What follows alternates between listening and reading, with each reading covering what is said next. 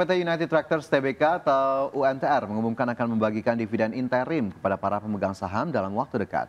Ya, dalam keterbukaan informasi di Bursa Efek Indonesia, nilai dividen yang akan dibagikan oleh UNTR tercatat sebesar 2,06 triliun rupiah.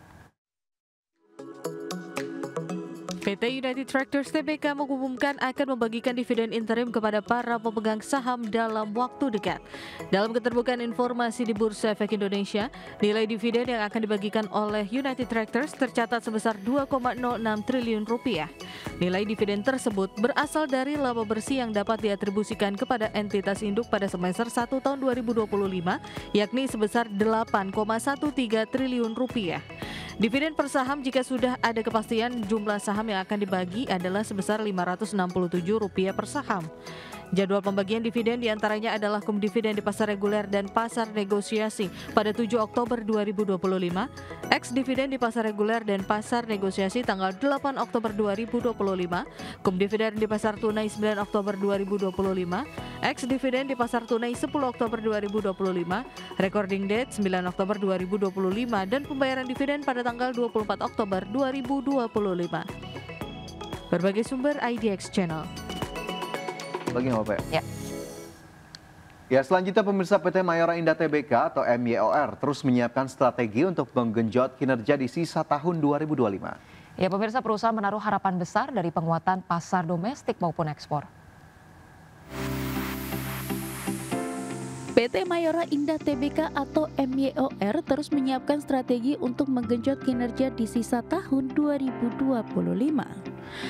Manajemen MYOR menjelaskan perusahaan akan mengoptimalkan kampanye pemasaran, menjaga efisiensi produksi, serta memperluas jaringan distribusi di dalam dan luar negeri. Segmentasi makanan dan minuman olahan masih menjadi andalan di kuartal 4 2025. MYOR membidik pertumbuhan penjualan 10% menjadi 39,7 triliun rupiah dan laba 3,1 triliun rupiah pada tahun ini. Analis MNC Sekuritas Catherine Florencia menilai ada beberapa faktor pendorong kinerja, antara lain penurunan harga bahan baku kakao, kinerja ekspor yang sulit, penyesuaian harga jual produk, serta stimulus pemerintah di kuartal 4 2025. Permintaan produk untuk Lebaran 2026 yang diperkirakan lebih awal juga menjadi katalis tambahan. Namun kinerja MYOR masih dibayangi beberapa risiko. Margin laba kotor turun menjadi 21,2% akibat lonjakan biaya bahan baku.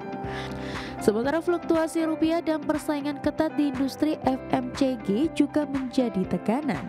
Meski begitu, MNC Sekuritas memberikan rekomendasi buy terhadap target harga Rp2.500 per saham.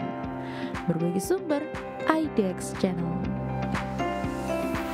Pemerintah meyakini potensi ekonomi berbasis kecerdasan buatan atau AI akan sangat menguntungkan sektor usaha mikro, kecil, dan menengah atau UMKM. Ya, di mana pelaku usaha UMKM bisa memanfaatkan kecanggihan teknologi AI untuk perluasan pemasaran UMKM. Ya, pemirsa, melalui Lembaga Layanan Pemasaran UMKM atau SMEs Co. Indonesia bersama Media Wave sepakat menjalin penandatanganan nota kesepahaman atau MOU, di mana hal ini merupakan langkah pemerintah dalam upaya mendukung percepatan transformasi digital bagi pelaku UMKM. Kerjasama ini dilatar belakangi oleh fenomena UMKM yang masih dihadapkan pada beragam tantangan mendasar. Di antaranya adalah kesenjangan akses terhadap teknologi modern, keterbatasan kapasitas sumber daya manusia dalam menguasai keterampilan digital, serta tingginya biaya yang harus dikeluarkan untuk mengimplementasikan sistem berbasis digital. Direktur Utama SMEs Co. Indonesia Dodi Ahmad Syah ini menegaskan dengan penggunaan teknologi AI diharapkan pemasaran UMKM bisa memiliki daya saing yang tinggi, mampu berkembang dengan menghasilkan output 2 hingga 5 kali lebih cepat. Kolaborasikan atau menjalin lah ya, kira-kira itu bekerja bersama untuk mengembangkan dan memajukan UMKM Indonesia melalui teknologi dan informasi serta sistem.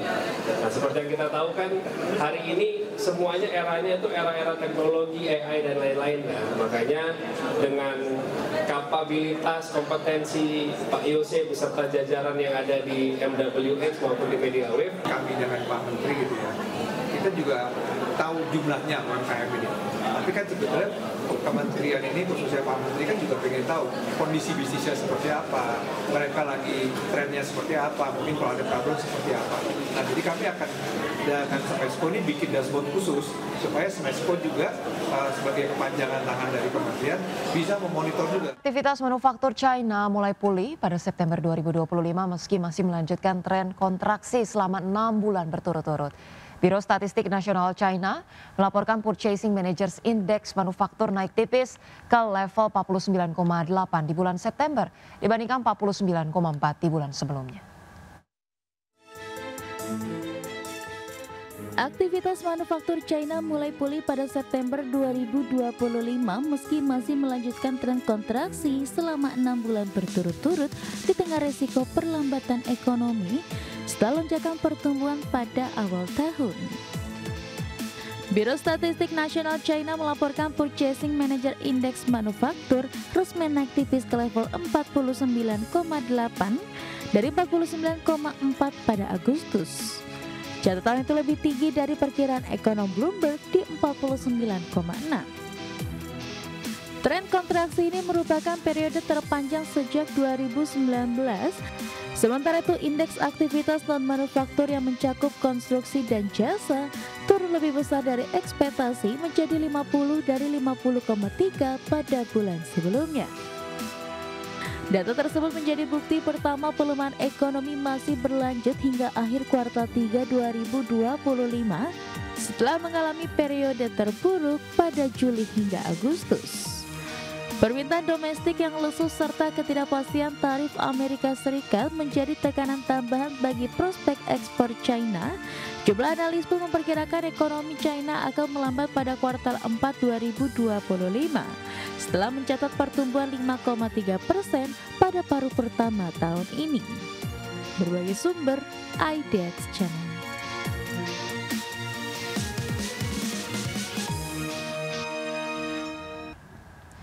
Pemirsa, harga emas kembali menguat pada Selasa mendekati rekor tertinggi seiring meningkatnya kekhawatiran terhadap potensi penutupan pemerintahan Amerika dan melemahnya data tenaga kerja yang memperkuat ekspektasi pemangkasan suku bunga bulan depan. Emas spot naik 0,3% menjadi $3.843 per troy ounce setelah sempat menyentuh rekor 3.871. Potensi shutdown parsial pemerintah Amerika Serikat semakin menambah alasan bagi investor untuk membeli logam kuning. Sepanjang September harga emas melambung 11,5%, kenaikan bulanan terbesar sejak Agustus 2011 dan melejit 16,4% sepanjang kuartal ketiga. Sementara itu data terbaru menunjukkan jumlah lowongan kerja di Amerika Serikat naik tipis pada Agustus sementara perekrutan menurun, mengindikasikan pelemahan pasar tenaga kerja. Kondisi ini dipandang membuka ruang bagi The Fed untuk kembali memangkas suku bunga pada Oktober.